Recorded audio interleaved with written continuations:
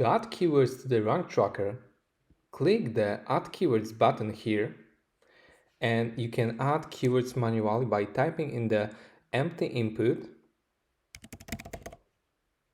and the next row will appear automatically, and you can customize the country region. If you want to track those keywords locally, just type the city here or the location.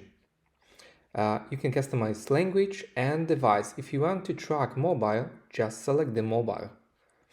You can also select the category, or you can add the new one.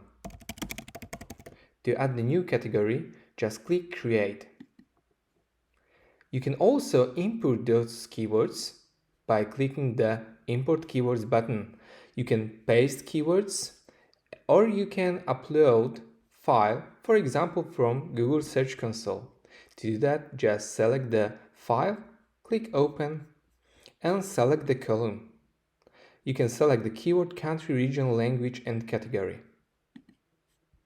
And to import those, just click the Import Keyword button.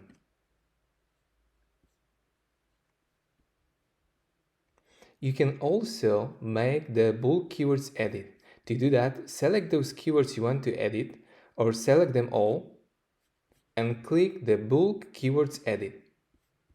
And choose the parameter you want to edit.